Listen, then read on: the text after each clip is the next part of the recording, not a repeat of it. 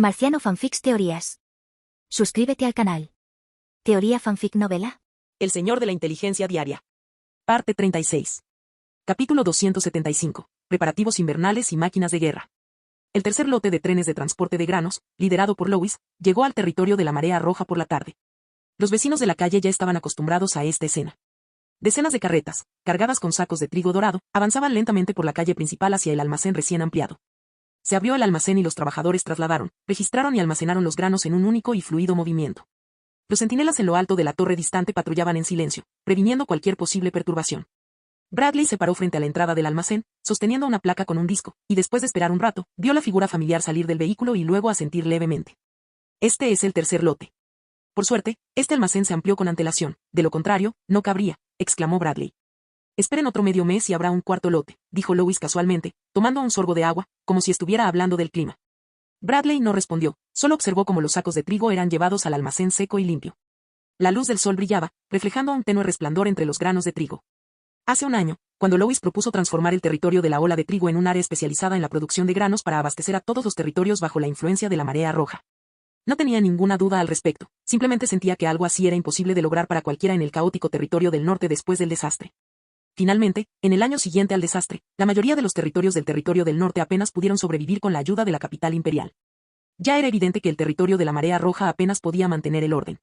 Pero Lois tuvo éxito y creó el mayor milagro en la historia del territorio del norte sin depender de nadie.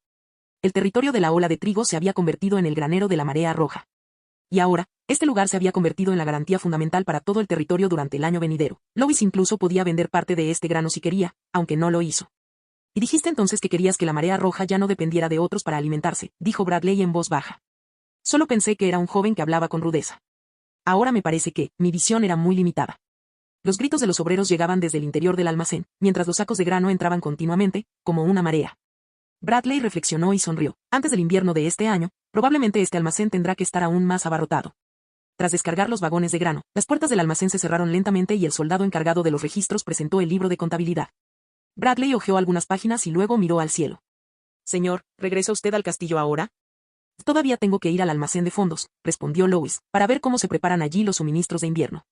Bradley asintió y lo siguió. El área de almacenamiento en la parte trasera estaba ubicada cerca del lado oeste de la instalación de almacenamiento principal y había sido reforzada durante los últimos 6 meses. A lo largo de la ruta se enviaban varios vehículos de transporte pequeños que no transportaban grano, sino cajas de leña, telas y paquetes de alimento seco. La mirada de Lois recorrió los barriles de madera cercanos, llenos de rábanos encurtidos y pescado ahumado. Los trabajadores del almacén sellaron las tapas de los barriles y luego los transportaron hábilmente al sótano. ¿Cómo están las existencias de alimentos secos y las reservas de alimentos en conserva?, preguntó. Se están preparando carne salada, carne ahumada, pescado ahumado, rábanos encurtidos y setas deshidratadas en tandas, según lo previsto. El taller de enlatado comenzó 2 semanas antes de lo previsto y el progreso actual supera el 70%. Bradley hizo una pausa y abrió un segundo folleto delgado. En cuanto al combustible, se distribuyeron leña, carbón vegetal y aceite de médula de sílex según las cuotas de población, y es posible que se traigan 2 lotes más antes de que se cierren los caminos de montaña. ¿Y qué tal si lanzamos la tortuga Fireback?, preguntó Lois. Las viviendas ya están completamente instaladas y las residencias civiles se están ampliando gradualmente según las solicitudes, dijo Bradley, con una inusual expresión de satisfacción. Esto es fantástico. Se detuvieron frente a una hilera de exhibidores de telas, donde varias mujeres estaban ajustando abrigos recién hechos para los soldados. En cuanto a la ropa de invierno, la parte civil está completa al 80%, y el taller sigue trabajando a plena capacidad para producir botas militares de cuero y abrigos de piel. Mientras el clima no cambie repentinamente, nadie pasará frío este invierno. ¿Y la medicina?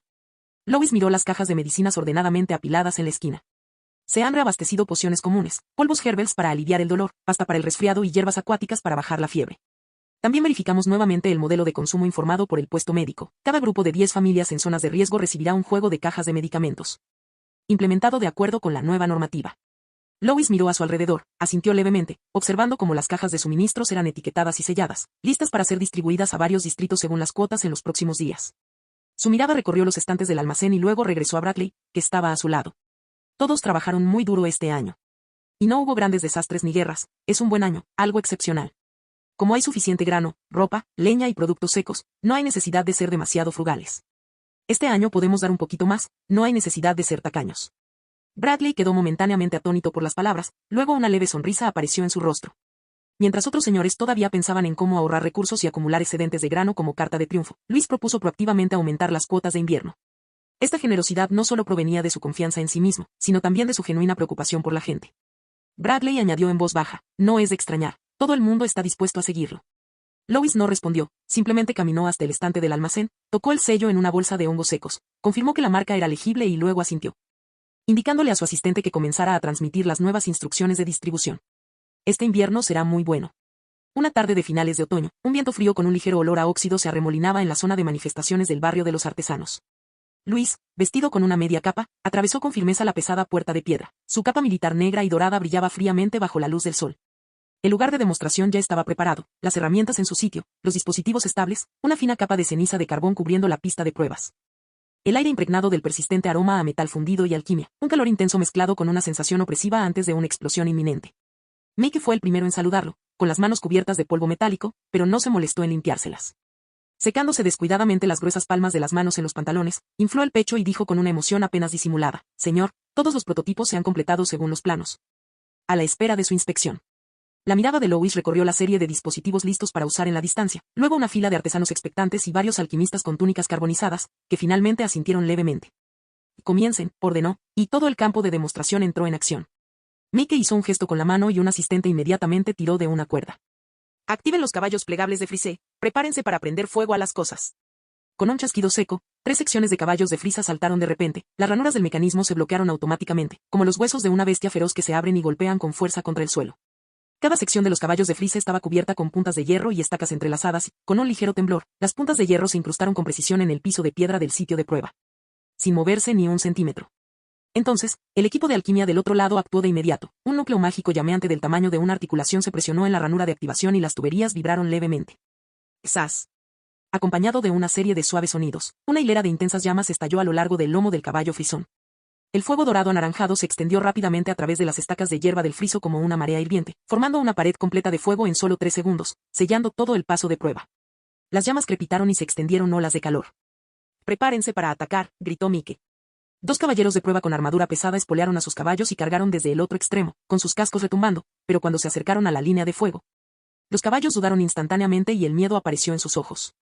Intentaron rodear el obstáculo, pero descubrieron que las 3 secciones de caballos de frisa estaban interconectadas, bloqueándolos por completo. «¡Atrás!». Y el jinete tiró de las riendas, deteniendo el contundente ataque.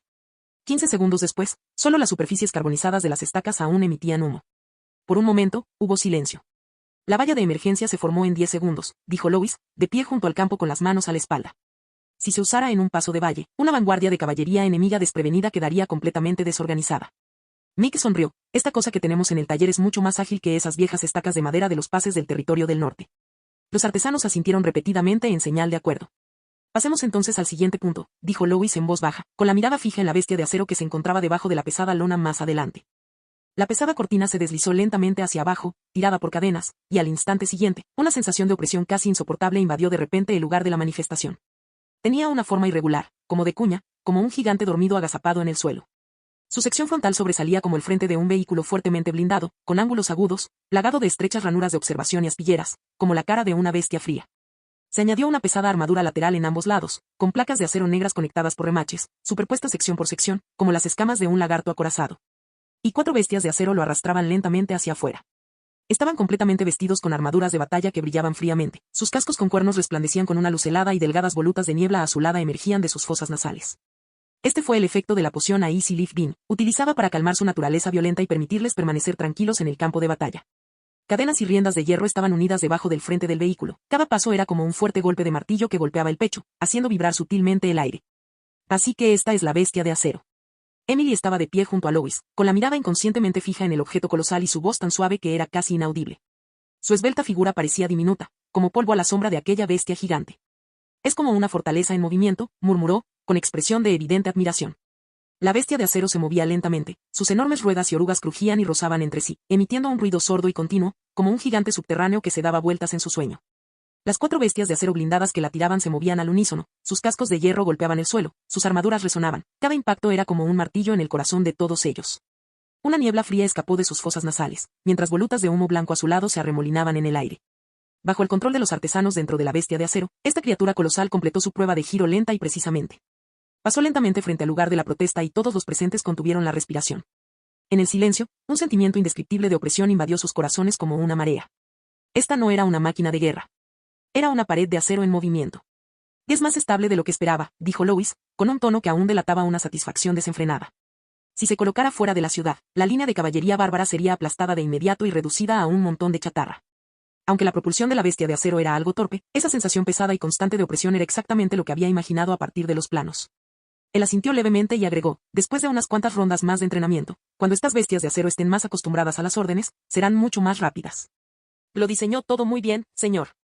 Respondió Mike, firme, con el rostro enrojecido y la voz apenas capaz de contener la emoción.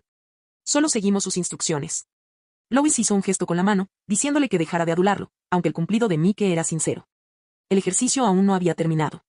Con un clic seco, al activarse un mecanismo, la escotilla lateral de la ballesta de acero se abrió con un chasquido, y un juego de lanzas de gancho de 3 puntas se extendió inmediatamente a lo largo de un brazo deslizante. La fricción del metal creó un eco agudo, como el de una ballesta rechinando los dientes en la noche. Lanzas de gancho, listas. Mike dio una orden en voz baja, y el artesano de control principal extendió la mano derecha. El brazo telescópico disparó brusca y rápidamente. Una lanza con forma de gancho atravesó el aire con un ángulo de corte preciso, golpeando ferozmente el escudo de madera en el campo de batalla simulado.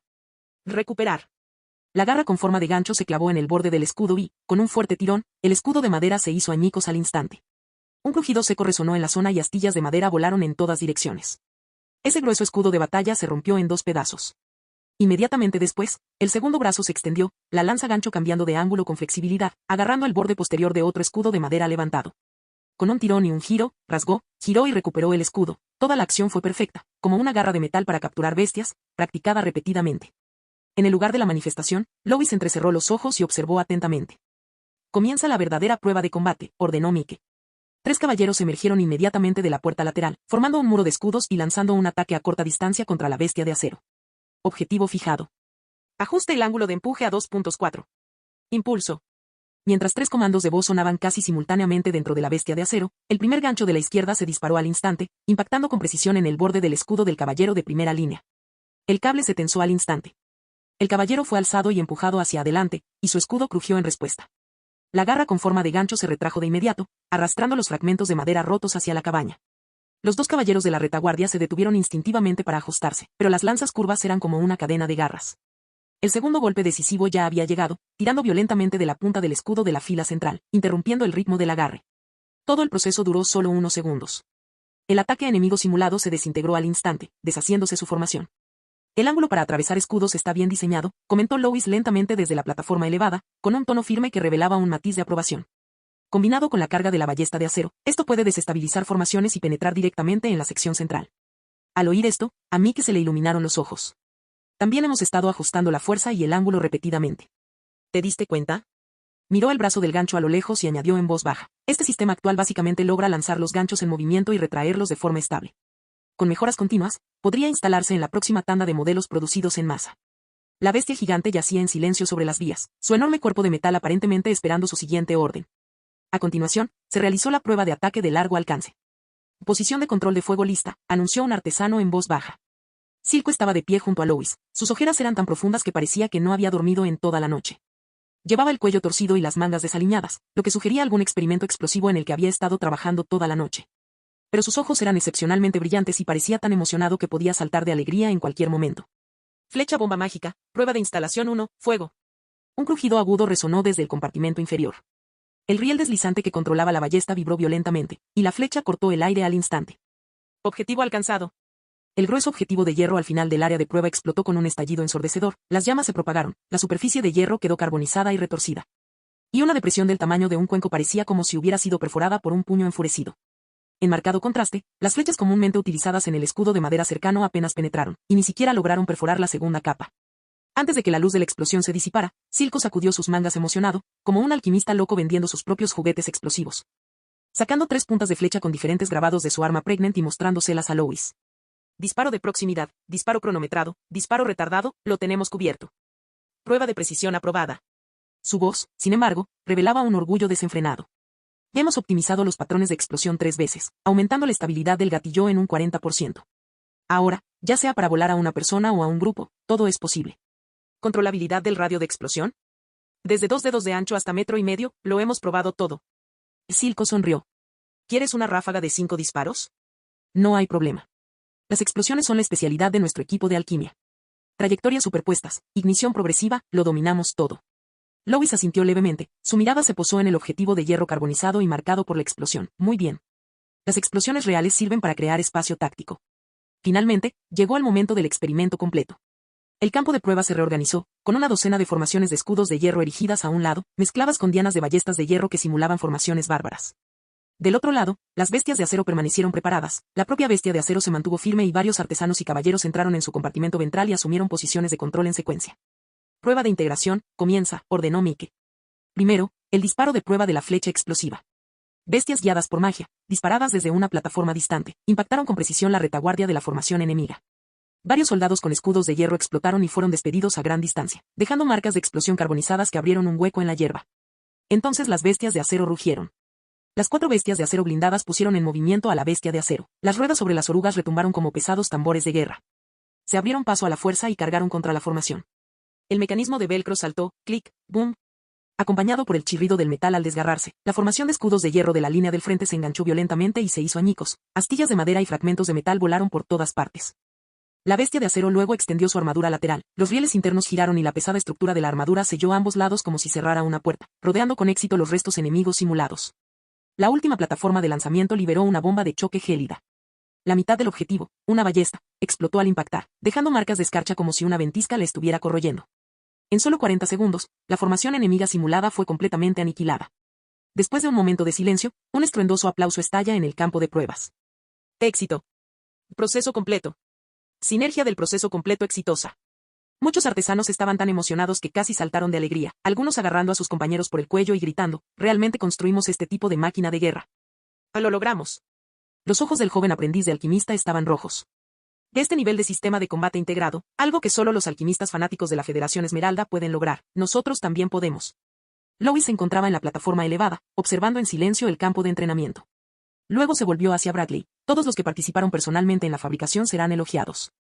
En cuanto se pronunciaron esas palabras, estalló una ovación atronadora, y ni siquiera Silco pudo ocultar una sonrisa. Bostezando, rió entre dientes y le dijo al artesano que estaba a su lado, no te olvides de mí cuando salgas a tomar algo esta noche. En un rincón, una figura permanecía en silencio, con ojos oscuros. Era Visa. Había venido con Sif y había presenciado todo el proceso. La escena la estremeció. Visa contempló a la bestia de acero, que se había detenido lentamente en la distancia como una montaña. Era algo que nunca había visto en el campo de batalla de las llanuras del norte. Fue implacable, constante e impasible en su avance, como una verdadera personificación de la guerra. Solía ser una exploradora bárbara, familiarizada con el ritmo de las formaciones del ejército bárbaro y las cargas de caballería. Pero si ese tipo de arma pudiera producirse en masa, no podía entender cómo resistirían los bárbaros del futuro.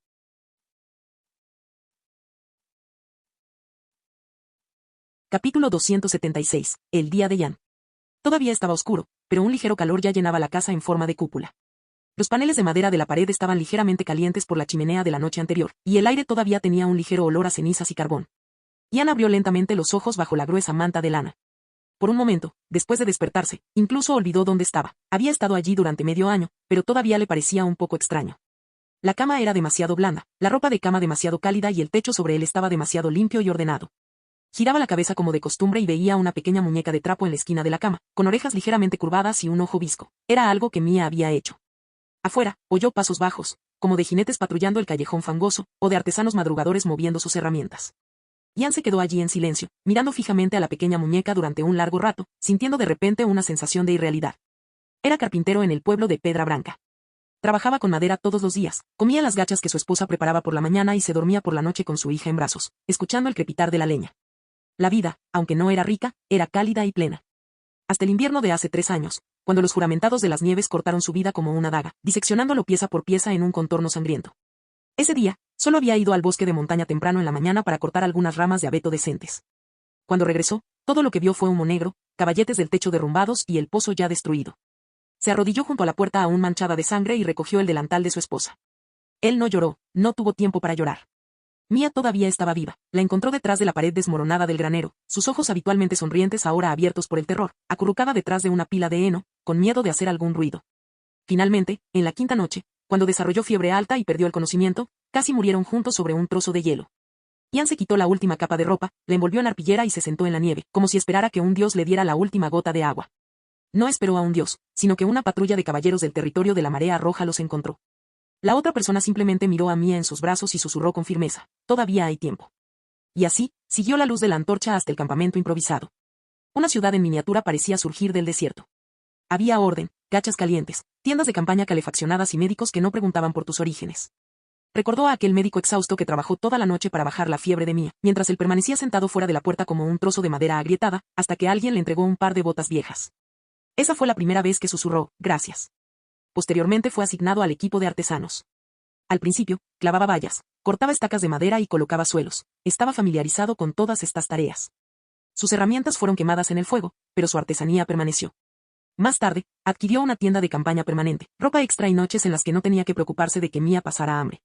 Durante las primeras noches de invierno, se despertaba 3 veces al día para asegurarse de que ella estaba a su lado y que ya no tenía fiebre. Más tarde, ella fue elegida. La piedra de sangre que goteaba reveló el linaje de su caballero. Era un futuro que ninguno de los dos había previsto jamás. Entró al campo de entrenamiento, se puso la armadura de entrenamiento, aprendió equitación y cómo usar el aura de batalla. La miró a los ojos decididos y de pronto sintió que aquella niña ya no era la muchacha delgada que había emergido de un montón de leña, se convertiría en una guardiana. Ahora, les han asignado vivir en la segunda zona residencial de la ciudad principal, en una casa en forma de cúpula, verdaderamente al estilo de la marea roja. Antes, solo podía pasar el invierno envuelto en sacos bajo un cobertizo de madera, ahora duermo en esta casa enorme. ¿Quién lo hubiera dicho? Ian murmuró suavemente, vistiendo su gruesa camiseta de algodón y un abrigo de tela áspera con un cuello bien cerrado, de pie cerca de la estufa. Entonces cogió el pequeño cuenco de avena que había quedado en la mesa, lo tragó de un trago, suspiró, se ajustó la bufanda, empujó la puerta y entró en la mañana en el territorio de la marea roja. Ya estaba acostumbrado a esa ruta. Partiendo de la zona residencial, pasando por el bullicioso mercado, cruzando la plaza y luego entrando en el callejón de los talleres en la parte oeste de la ciudad. El suelo estaba pavimentado con ladrillos de piedra lisa y en las esquinas de los muros a ambos lados se habían incrustado zanjas de drenaje. La mayor parte de la ligera nieve que había caído durante la noche ya había sido barrida. Las lámparas distantes todavía estaban encendidas, su cálida luz amarilla parpadeaba sobre las losas de piedra azul. Un hombre con un abrigo grueso dobló la esquina llevando un balde de agua caliente recién cambiada. Él asintió y saludó a Ian, quien le devolvió la sonrisa. El número de peatones fue aumentando paulatinamente y en su mayoría eran artesanos, personal de logística y administradores de mercados, que se desplazaban ordenadamente por las calles. De vez en cuando, algunos niños salían corriendo de un callejón, con pañuelos rojos distribuidos uniformemente alrededor de sus cuellos, saltando y esquivando hasta una esquina, mientras sus madres los llamaban por su nombre desde lejos. Al pasar junto a una pared, Ian se detuvo. El tablero de anuncios mostraba el anuncio de hoy, novena distribución de suministros de invierno, escrito en letras grandes, con fotos ilustrativas debajo, panecillo, carne salada y jabón, junto a un niño sonriente sosteniendo una vela de bengala. Al acercarse a la plaza comercial, vio un carro de transporte de 4 ruedas estacionado a lo lejos, al pie de la rampa. Varios porteadores cargaban sacos de arpillera en el carro, contenían alimento seco, y los sacos con cuerdas rojas contenían las cuotas de suministros del ejército de la Tierra del Norte. Ian entrecerró los ojos, intentando distinguir el sello familiar en los sacos, campamento de invierno Snowfield lote de almacenamiento de grano 6. Sabía que estos productos serían transportados por la carretera principal hasta los puestos de avanzada de la marea roja en el norte, a donde finalmente iría Mia. Siguió caminando a paso lento. Los sonidos de la gente en el viento y la nieve se hicieron cada vez más densos. El taller de los artesanos había llegado, todo el campamento de carpintería ya bullía de ruido y el olor a aserrín, vapor y fuego de estufa se mezclaba en el aire. A lo lejos, tablones de abeto seco colgaban de vigas de madera, algunas personas caminaban con herramientas en sus espaldas, otras levantaban una sección de un eje, gritando sobre las diferencias de tamaño. Ian entró en ese ambiente acogedor y familiar, y un joven carpintero lo saludó, ha llegado el jefe. Último día de trabajo, no hay lámparas de cobre si llegas tarde, respondió con una sonrisa, quitándose el abrigo y poniéndose un delantal de cuero. El calor en el campamento se intensificó y el fuego en la estufa contra la pared oeste ardía ahora intensamente. Hoy fue el último día de trabajo antes de las vacaciones de invierno, no hubo necesidad de hacer grandes renovaciones y cada uno solo fue responsable de los toques finales y las reparaciones. Los pocos aprendices de carpintería que Ian supervisaba estaban ocupados trabajando alrededor de 2 grandes cajas de madera sin terminar. Caminó hasta allí, no dijo nada y de inmediato recogió el avión, comenzando a recortar las ranuras en los bordes. Mientras las astillas de madera volaban por el aire, sus manos, nudosas y callosas por años de trabajo, producían un sonido metálico al volar. El avión se deslizó constantemente y la superficie de la madera quedó pulida, lisa como una piedra. Un joven carpintero no pudo evitar elogiarlo. Maestro, los bordes que usted cepilla, ni siquiera mi padre puede alcanzar ese nivel. Ian rió entre dientes, sin responder. Se sumergió en su trabajo, terminando meticulosamente cada pieza. Ese año, fue ascendido a capataz de un pequeño taller de carpintería. En un año, dirigió a más de 30 personas en el departamento de construcción de la ciudad, construyendo 24 casas nuevas y 3 puentes de madera. La gente empezó a llamarlo Maestro Ian, lo que era un gran honor para un refugiado que había salido arrastrándose en una noche nevada. Antes del mediodía ya se había alcanzado el cupo del día. Se sellaron las cajas, se pulieron los ejes y se entregaron los formularios de registro para que Tuba los verificara personalmente. El pequeño supervisor del taller de carpintería se acarició la barba, sonrió y dijo, amigos, hicieron un excelente trabajo este año. Como es tradición, quienes trabajaron todo el año recibirán una bombilla. Un asistente trajo pequeñas bolsas de tela y distribuyó pequeñas lámparas de cobre envueltas en papel engrasado. Ian estaba en la fila, y cuando recibió su lámpara, sus manos no pudieron evitar temblar levemente. Era una lámpara pequeña y robusta con una abertura redondeada y las palabras séptimo taller de marea roja año 3 invierno grabadas en su cuerpo, junto con un emblema de sol de marea roja finamente tallado, que se decía que había sido diseñado personalmente por Lord Lois. Miró la pequeña lámpara, como si se viera a sí mismo en aquella noche nevada. La nieve cubría el cielo y Mia, febril, yacía en sus brazos, caminando paso a paso por el desierto helado. Si no fuera por Lord Lois, susurró, ya sería un montón de huesos secos bajo la nieve. Sus compañeros que estaban cerca lo oyeron y lo miraron al unísono. Alguien dijo, es nuestra habilidad trabajar para un señor así. Otro sonrió y levantó la lámpara de cobre que sostenía en su mano, la lámpara de invierno de este año es tan hermosa. Quiero ganar otra el año que viene. Todos se rieron. Se despejó parte del taller abierto, con heno y tablones de madera tendidos en el suelo. Una mesa de madera improvisada estaba repleta de frutos secos, carne ahumada, vino de trigo fuerte y un humeante estofado de ternera con zanahorias. Los aprendices ya estaban silbando y varios artesanos mayores estaban sentados alrededor, contando historias de tiempos gloriosos. Cuando Jan se sentó, alguien ya le había servido una copa de vino. Él no se negó, sino que se levantó lentamente, levantó su vaso y miró a todos a su alrededor. Tenía un nudo en la garganta, pero aún así habló con calma, por nosotros y por Lord Lois. Por Lord Lois, respondieron todos. Las copas de vino tintinearon produciendo un sonido claro. Se sentaron en la parte trasera del taller durante más de una hora, riendo, comiendo carne y bebiendo vino. Las lámparas de cobre estaban dispuestas en círculo y la luz de sus llamas proyectaba manchas difusas sobre las paredes de cobre, como estrellas caídas a la tierra. No fue hasta la tarde que Tuba se dio unas palmaditas en las rodillas y se levantó diciendo, muy bien, un trago es suficiente. Todavía tenemos que ir a buscar provisiones más tarde. Luego, poco a poco, todos se levantaron, algunos, todavía sollozando por el vino, recogieron la mesa, otros recogieron sus herramientas y se fueron a casa. Ian también llevaba sus herramientas y caminaba hacia el centro de distribución de viviendas.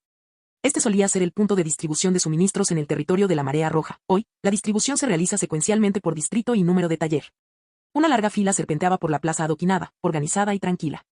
La gente, envuelta en abrigos de piel o capas de tela, permanecía de pie en la nieve sin impaciencia. Se unió a un grupo familiar en la fila, de pie junto a su vecino Hank y la tejedora Gia. Ian, esta vez llegaste justo a tiempo, dijo Gia con una sonrisa y asintiendo. Este año ha sido buenísimo. Dime, ¿cuántas veces se han repartido cosas ya? A 9 veces, interrumpió Hank en voz baja, pero sus ojos no podían ocultar la emoción. Sería genial si fuera así todos los años. Gia no pudo contener la risa. Sí, lo será. Mientras Lord Lois esté aquí. Mientras decía esto, la gente que estaba en la fila a su alrededor asintió en silencio. Cuando fue el turno de Jan, recibió con ambas manos los suministros distribuidos hoy.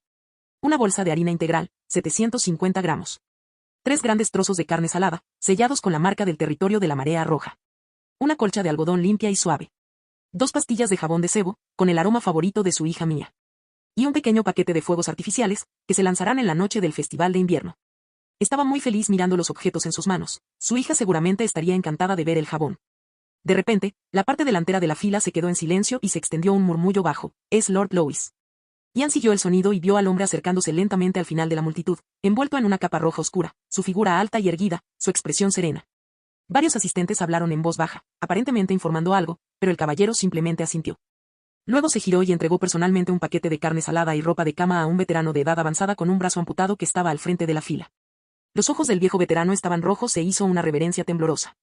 Luis le dio una palmadita en el hombro. La escena estaba tan silenciosa como una lámpara encendida en la nieve. Y cuando Lois pasó junto a Ian instintivamente se enderezó como una estatua, con los ojos brillantes. Inclinó la cabeza profundamente, su voz no era fuerte, pero sí excepcionalmente devota. Gracias, Lord Lois. El hombre simplemente hizo una breve pausa, asintió suavemente y continuó adelante, como una ráfaga de viento que barre la noche de invierno, pero que lleva consigo un peso profundo. Ian se quedó quieto, sus dedos se apretaron inconscientemente, agarrando la carne salada y el jabón, sus palmas ligeramente calientes. No dijo nada, solo prometió en silencio en su corazón, debo seguir trabajando duro para ser digno de un señor tan grande. El crepúsculo llegó lenta y profundamente, el cielo se tiñó de color carmesí, como nubes teñidas por la luz de una hoguera. Ian llevó sus cosas al interior de la casa, y en el momento en que abrió la puerta en forma de cúpula, lo primero que llamó su atención fue una borla de seda roja que colgaba del marco de la puerta. Simplemente atada en un nudo, pero su color era tan vibrante que casi saltaba contra el fondo nevado. Él sonrió, esa fue la señal de Mia de que estaba en casa para las vacaciones. El fuego de la estufa ya ardía en su interior y el calor lo envolvía. El suave tintineo de ollas y cucharas provenía de la cocina. Mia se estaba quitando el uniforme de entrenamiento de caballero proporcionado por Red Taid y se estaba poniendo el suéter de lana recién distribuido, con las mangas todavía remangadas. Su espalda era recta y ancha, sus hombros llenaban la curva del suéter. Ian se quedó de pie junto a la puerta, aturdido, pero de repente su corazón se calentó. Solía ser tan delgada como un palo, pero ahora puede romper un escudo. Esta noche fue la cena de reunión previa al festival, así que fue bastante lujosa. Había roast beef, estofado de cordero con zanahorias, vino de centeno y una espesa sopa de remolacha. Eran cosas con las que ni siquiera podían soñar en años anteriores, pero ahora podían disfrutarlas de vez en cuando. Padre e hija se sentaron, se tomaron de las manos y recitaron juntos en voz baja: agradecemos a Lord Lewis por todo lo que nos ha concedido. Ya estaban familiarizados con la expresión, pero cada vez que la pronunciaban, una solemne reverencia aún surgía en sus corazones. Durante la cena, Mia relató con entusiasmo sus experiencias en el campo de entrenamiento. Hoy practicamos ataque y defensa, y empujé a un compañero de equipo en la nieve por primera vez. Ella arqueó las cejas y su rostro se llenó de orgullo. Menos mal que solo fue un taladro, de lo contrario realmente habría perdido un diente. Ian sonrió mientras le advirtió: no te emociones demasiado, puede que haya sido indulgente contigo.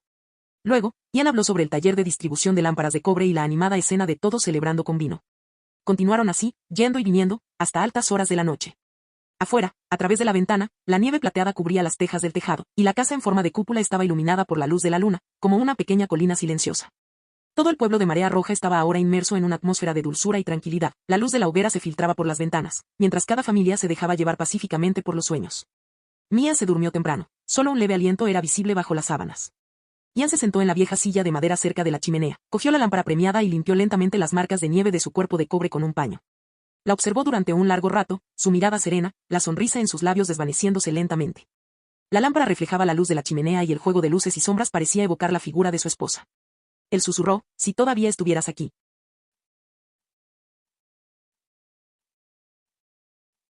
Capítulo 277. El dilema de la alabarda de hielo. Se acercaba el invierno. El primer año completo después de la Guerra de las Crías también estaba llegando a su fin.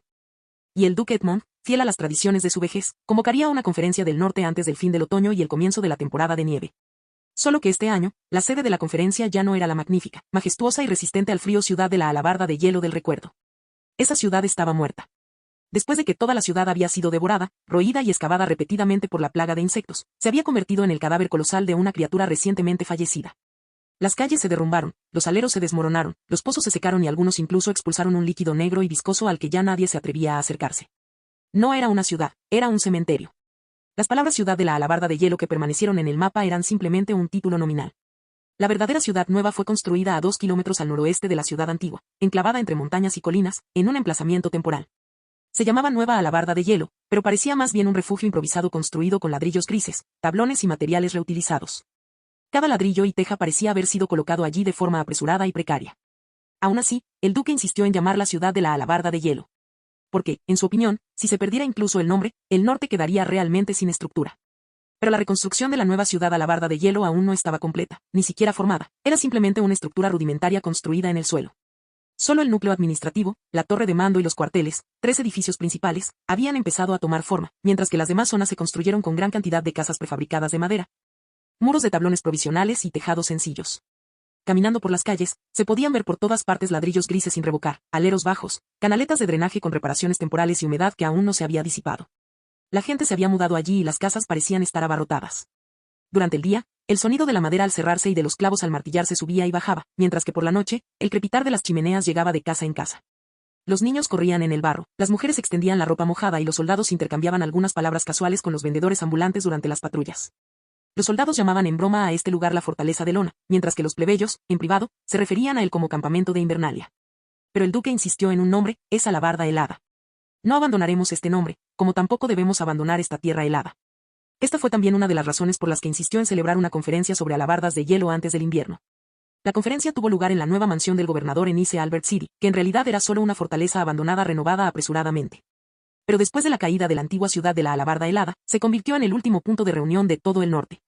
Los nobles del norte siempre habían prestado poca atención a la pompa, sobre todo después de la guerra de la cría, les preocupaba más tener suficiente leña y que los guardias estuvieran bien alimentados.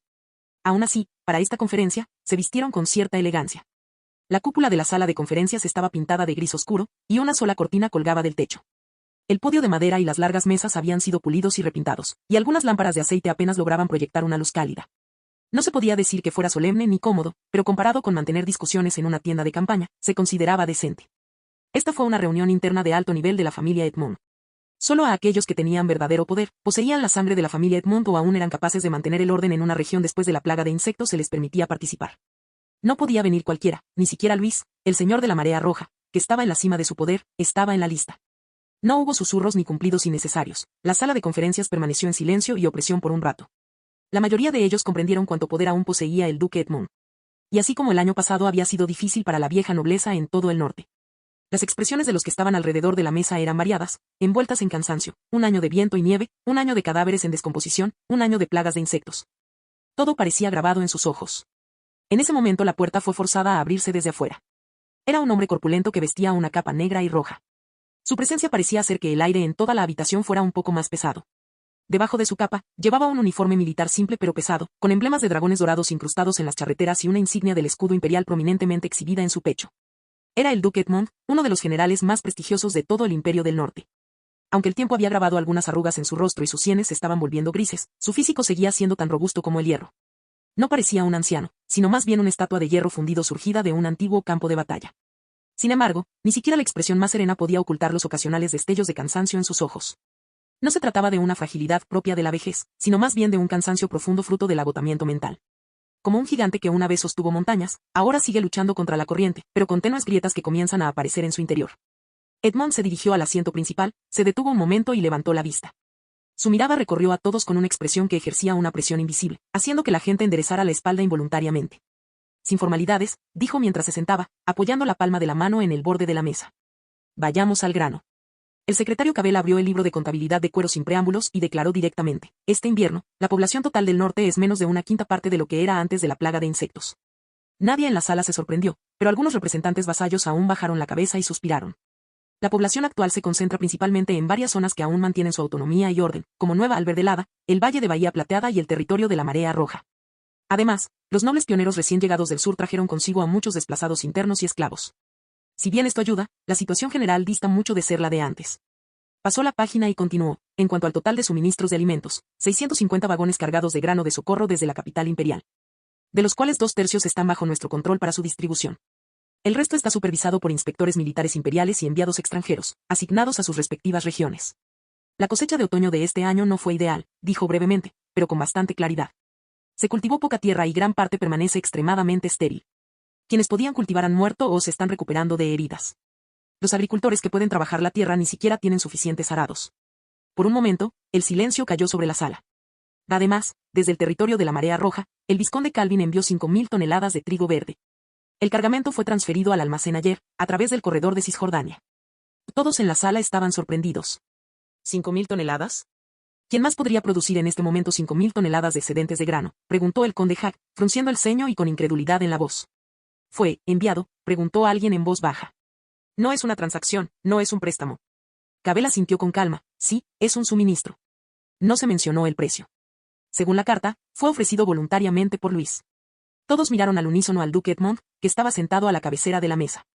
El duque simplemente asintió en silencio, su rostro no mostraba ninguna emoción aparente, pero sus ojos estaban ligeramente bajos, como si estuviera reprimiendo alguna emoción compleja. Está claro que él ya sabía sobre este asunto, incluso antes que todos los demás presentes. La noche antes de que partieran los carros de grano, Luis le envió personalmente una carta, diciéndole que la cosecha de ese año había sido abundante y que le enviaría algo de grano.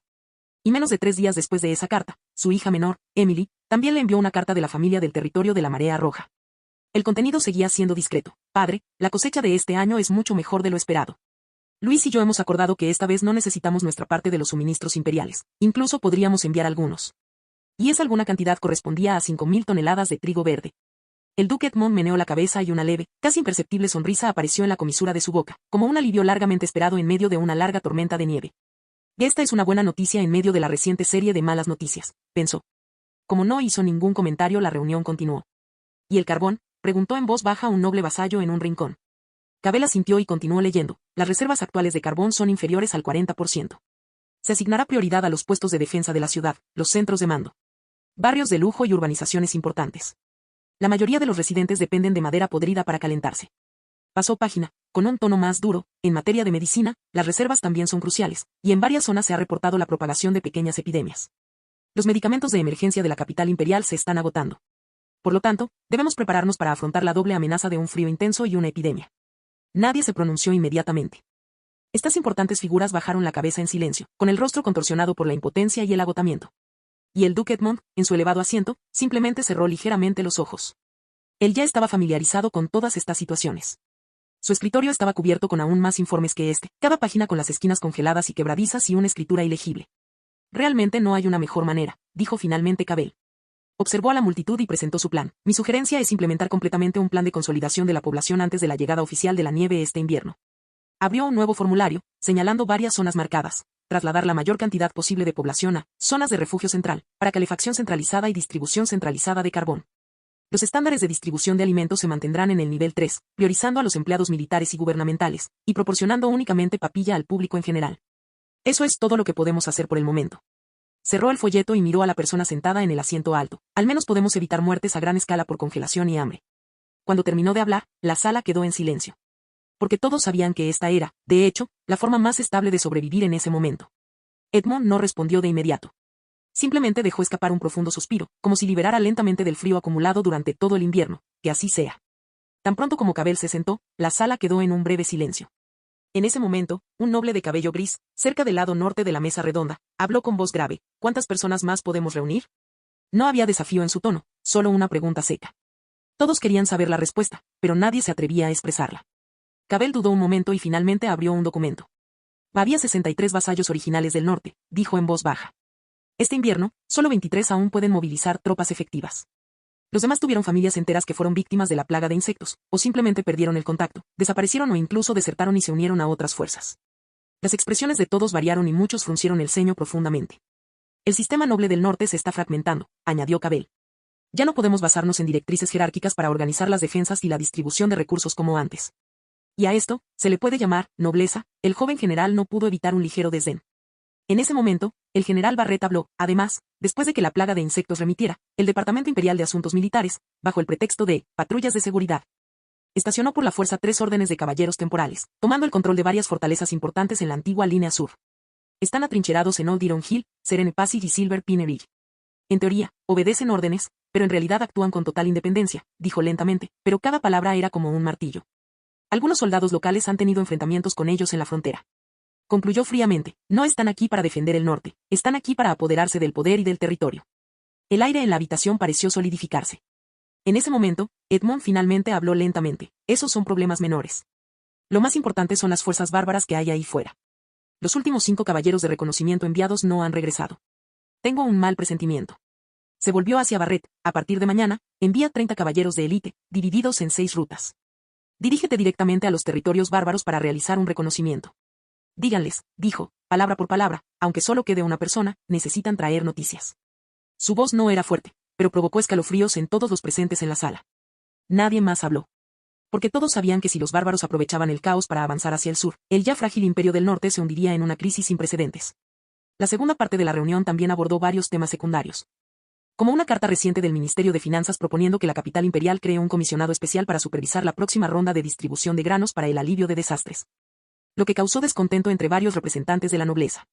Además, varias nuevas tropas nobles del sur entraron al norte y hubo frecuentes enfrentamientos con los antiguos nobles locales por las divisiones de la guarnición y la asignación de suministros. Lo que llevó a situaciones cada vez más tensas. Y otros temas relativamente menos importantes. Estos temas provocaron algunos desacuerdos, pero el duque Edmond permaneció en silencio, escuchando atentamente hasta que la reunión se levantó oficialmente. Cuando terminó la reunión, ya estaba completamente oscuro. Las linternas se encendieron una a una en la torre de mando de la nueva ciudad alabarda de hielo, y el viento y la nieve barrieron los aleros de madera temporales, esparciendo aire frío por las calles de piedra. Poco a poco, todos comenzaron a irse, algunos susurrando, otros con expresiones complejas. Y el duque Edmond simplemente se levantó de su silla de respaldo alto, asintió en señal de reconocimiento y se fue lentamente. La reunión resolvió algunos problemas inmediatos, se finalizaron los planes de asignación.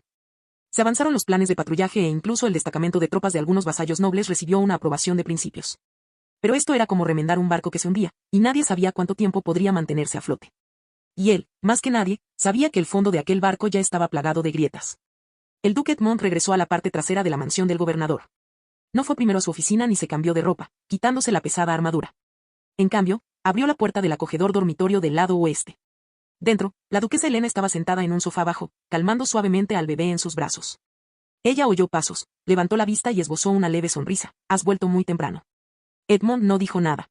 Simplemente se acercó a ella, se sentó a su lado y extendió la mano para tomar a la niña de sus brazos. La niña dormía profundamente, con un poco de leche seca todavía en los labios y los puños apretados contra el pecho, suaves como una bola de algodón. Edmond lo miró, sus ásperos nudillos tocaron suavemente la frente del niño. Él sonrió, una expresión gentil y rara. Pero la sonrisa duró solo un instante antes de desvanecerse silenciosamente, dando paso al gris profundo de sus ojos. Helena se apoyó en él y se sentó. Hoy saliste con la espalda recta, ahora está encorvada otra vez. Él no respondió, solo exhaló lentamente. En la batalla final de la Guerra de las Especies, esos monstruos casi le quitan la vida, y sumado a sus antiguas heridas, sabía que su tiempo se estaba acabando. Quizás unos cuantos años, quizás incluso menos. Pero no podía soportar la idea de caer. Miró al niño en sus brazos, esa pequeña vida ajena a los peligros del mundo, su carne y sangre, la próxima generación de la familia. También vio los ojos cansados, pero aún amables, de Helena. Y aquella ciudad inacabada, expuesta al viento y a la nieve, cientos de miles de plebeyos destrozados pero inflexibles, el viento frío y penetrante, las ruinas y los lamentos. No podía caer todavía. Tuvo que arrastrarse hacia adelante, aunque fuera solo un paso más, sangrando todo el camino. Aguanta unos años más, susurró, como hablando consigo mismo. Si no estoy aquí, ¿qué será de ellos?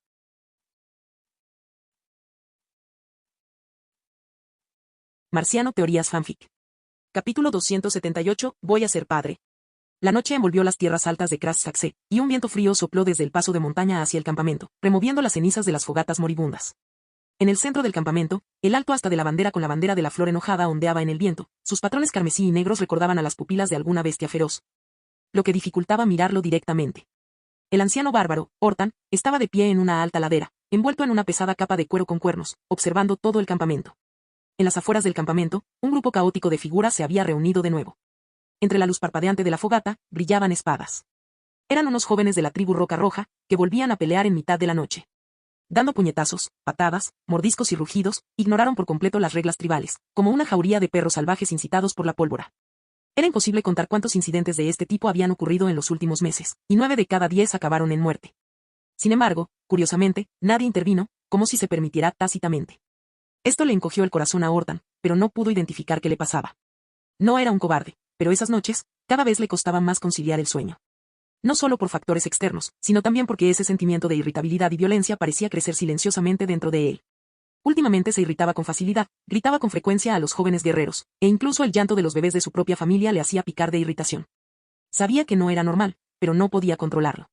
Esta emoción parece haber comenzado después de que Tito iniciara la guerra contra la tribu Krassaxe.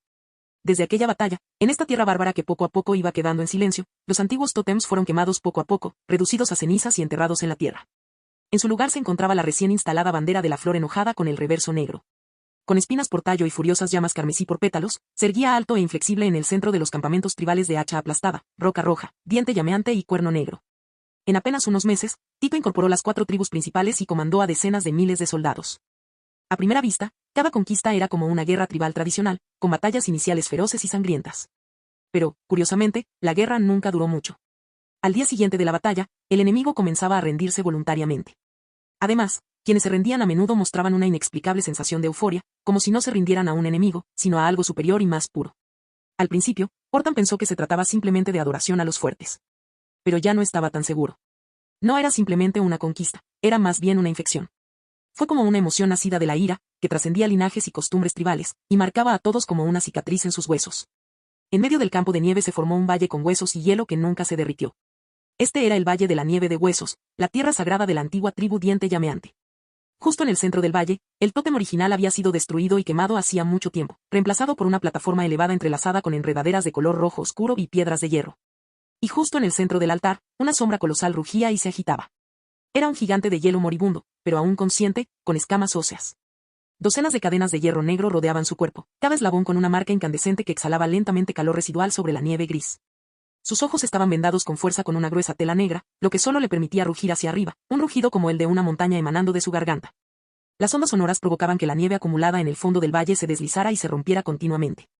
Tito estaba de pie en la plataforma de piedra del altar, mirando al gigante, cuyo rostro era frío como el hierro, pero cuyos ojos brillaban con un fanatismo completamente anormal. Su mano derecha se levantó lentamente, y una enredadera de color rojo oscuro se extendió desde su palma, como un ojo hambriento, retorciéndose constantemente, como si deseara un anfitrión. «Conviértete en mi arma», murmuró suavemente, con una voz de dulzura escalofriante, como si estuviera acariciando a una amante en lugar de dar órdenes a una bestia. Sin embargo, el gigante debajo de él continuó luchando, pronunciando palabras antiguas e indistintas en sus rugidos, que llevaban ecos de resistencia, dolor y divinidad perdida. El ayudante permanecía cerca, con rostro solemne, susurrando aún con cautela: Rey, este gigante es indomable en su locura. ¿Debemos esperar que el sumo sacerdote lo estabilice aún más? La mirada de Titus se movió ligeramente y luego giró lentamente. No es necesario, dijo. Su voz era extremadamente suave, pero en ese instante, la vid principal del dolor ardiente pareció obedecer, brotando y perforando rápidamente la carne bajo la clavícula del gigante. Entre la sangre que brotaba, la corona de flores tembló, comenzando a devorar, parasitar y expandirse con avidez. En el instante en que la vid principal del dolor ardiente atravesó como una lanza, el cuerpo del gigante de hielo se convulsionó violentamente. Sangre mezclada con hielo brotó de la herida, congelándose rápidamente en picos de hielo carmesí en el suelo. El rugido resonó hasta el cielo, pero duró solo un breve momento. Crack, crack, crack. Entonces, de repente, la piel de la espalda del gigante se hinchó, como si algo se retorciera y contorsionara dentro de su cuerpo. Varias articulaciones óseas escamosas sobresalían con fuerza debajo de los músculos y la membrana congelada, acompañadas de un sonido desgarrador y nauseabundo. Gruesas enredaderas brotaron de la piel de sus omóplatos y a ambos lados de su columna vertebral, ramificándose como ramas de árboles y envolviendo todo su cuerpo.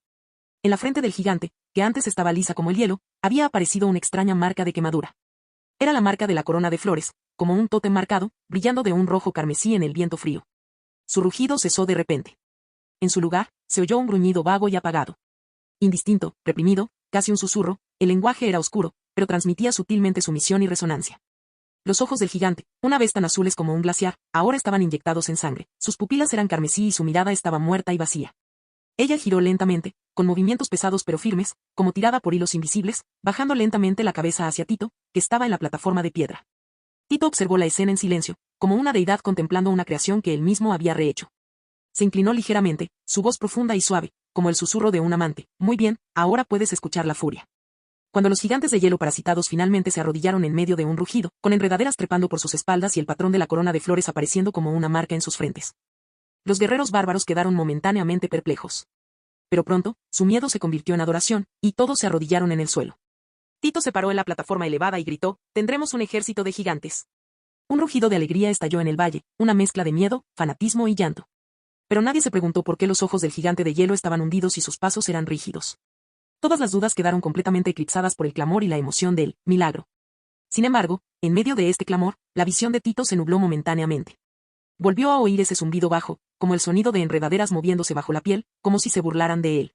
De repente, agarró la armadura del asistente que estaba a su lado, levantando al hombre completamente del suelo, sus ojos ardían con un fuego casi maníaco. ¿Te estás riendo de mí?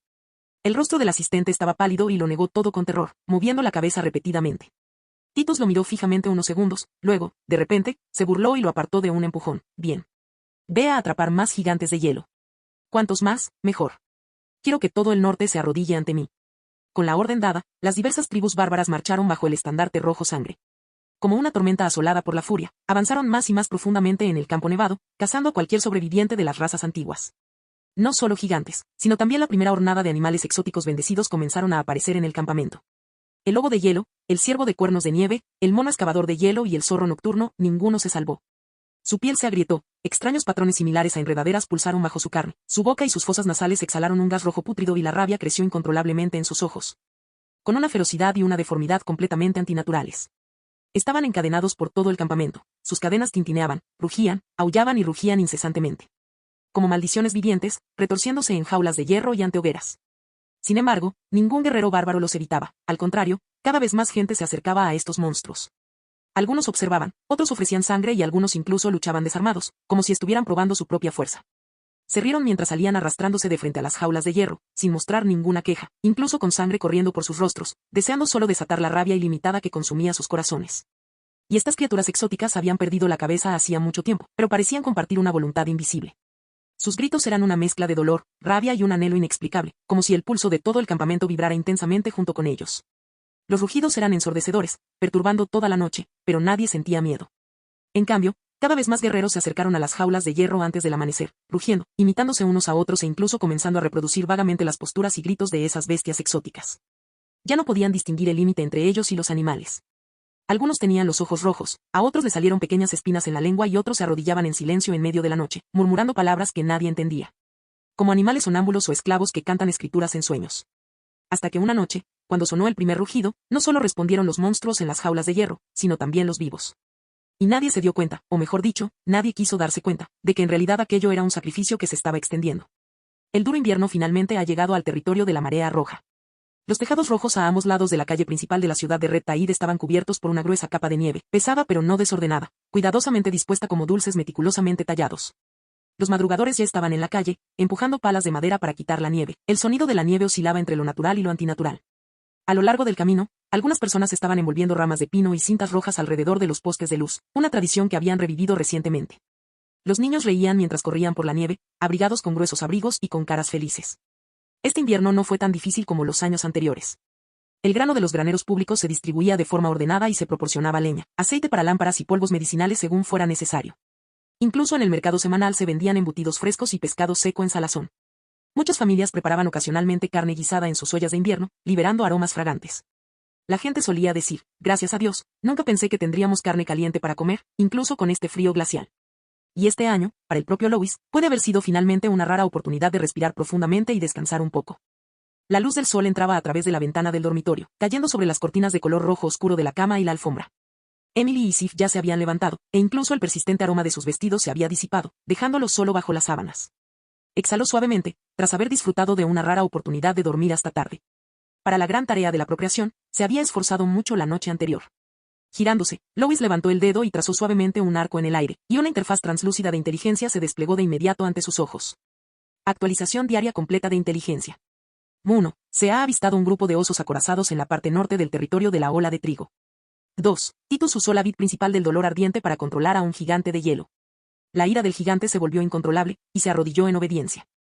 3. Emily está embarazada. Se espera que dé a luz un hijo para Lois Calvin en 10 meses. La primera información que llamó su atención hizo que el rostro de Lois se iluminara con una alegría desenfrenada. Por fin lo encontré, murmuró, con un destello de luz brillando en sus ojos. Oso armadura de hielo, una bestia mágica que podría considerarse un tesoro raro de las llanuras del norte. Hace 2 años, dirigió personalmente a los caballeros en la casa de un grupo, en una de las batallas más importantes de los primeros días del territorio de la Marea Roja, cuando los recursos eran escasos. Ese oso con armadura de hielo casi se convirtió en la piedra angular de la acumulación inicial de recursos. Recordaba claramente que la carne de oso se curaba y asaba con esmero, lo que aumentaba el I de batalla. Las garras y colmillos del oso se forjaron en armas de acero frío increíblemente afiladas. Y el objeto más preciado, naturalmente, era el cristal azul plateado cortado de su columna vertebral cristalizada, que contenía una inmensa energía y era un material alquímico y mágico de la más alta calidad. Lois usó esos pocos cristales para hacer la bomba mágica. Todavía recordaba el rugido ensordecedor que atravesó el aire en el momento de la explosión, reduciendo instantáneamente a cenizas a cientos de juramentados de nieve. Uno de los mejores materiales para la bomba mágica. Tocó con la punta del dedo el nombre de la ubicación que aparecía en el sistema de inteligencia, con una sonrisa en los labios. Además, el actual territorio de la Marea Roja ya no era lo que era. Con pociones de vid de hoja de hielo y una orden de caballeros cazadores de bestias bien entrenada, ya poseía la capacidad de capturar y domesticar al oso acorazado de hielo a gran escala. Esto no era una presa, era una oportunidad. Ya había elaborado rápidamente una lista de personal, rutas de despliegue y planes de domesticación de pilotos, sabiendo incluso que alquimistas deberían ser asignados para participar. Luego, pasó al segundo punto. Titus usó la enredadera principal del dolor ardiente para controlar a un gigante de hielo. Lois entrecerró los ojos y la alegre sonrisa en sus labios se congeló al instante. Gigantes de hielo. Lois entrecerró los ojos y su voz era tan baja que era casi inaudible.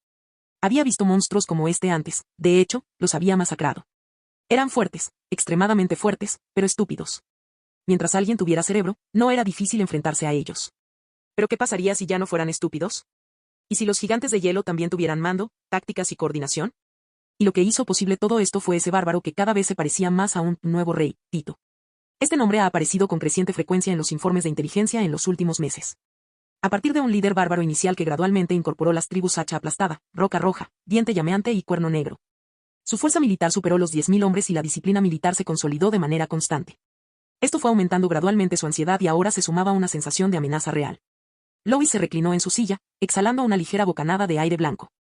Esto ya no es solo un disturbio bárbaro común. Sabía que si Tito realmente dominaba el método de controlar gigantes, sería como tener un ariete viviente, un recurso de combate no limitado por la guerra convencional. Si estos gigantes de hielo fueran controlados en gran número, el norte podría muy bien enfrentarse a una verdadera devastación bélica. Sabía que tendría que dedicar cierta energía a desarrollar contramedidas en los próximos días. Y aún más peligroso era el nombre que había detrás, cortando la vid del dolor ardiente. Sus pupilas se contrajeron levemente y su mente rápidamente se llenó de fragmentos de información que había reunido del sistema en el pasado. La corte de la vid del dolor ardiente no era un método registrado en los textos mágicos conocidos del bosque de los magos, ni se parecía a las maldiciones o la brujería convencionales. Era más bien una especie de ecología corrosiva y demoníaca, tal vez una criatura o algo entre una planta y una maldición, una cosa. Tenía cierta similitud con el nido de la madre, incluso sospechaba que era algo que la bruja de la desesperación había investigado. Su rostro se oscureció por completo. Si incluso los gigantes pueden ser domesticados, ¿quién será el próximo en ser infectado? Llegará el día en que una fuerza compuesta enteramente por nuevos bárbaros, impulsados por la furia y la locura, arrasará la frontera de la marea roja, trayendo consigo a esas bestias demoníacas. Este pensamiento hizo que la mirada de Lois se volviera fría por un breve momento. No podía esperar hasta ese día para actuar. Necesitaba preparar planes de contingencia con antelación. Confiar únicamente en uno mismo no sería suficiente. Ya le había escrito al duque Edmond, comunicándole selectivamente parte de la información que había adquirido accidentalmente. Su formulación fue cuidadosa, enfatizando la necesidad de que la otra parte aumente la vigilancia y fortalezca las defensas. Estos pensamientos pasaron por su mente y permanecieron allí solo unos segundos. Entonces, la mirada de Lois cayó rápidamente sobre la tercera pieza de información. Emily está embarazada. Se espera que dé a luz un hijo para Luis Calvino dentro de 10 meses. En ese momento, el intenso frío pareció disiparse con la llegada de una brisa primaveral. De repente, su mente se quedó en blanco, luego saltó bruscamente de la cama, su voz llena de incredulidad, pero también rebosante de alegría. ¿Voy a ser padre? Fin del video.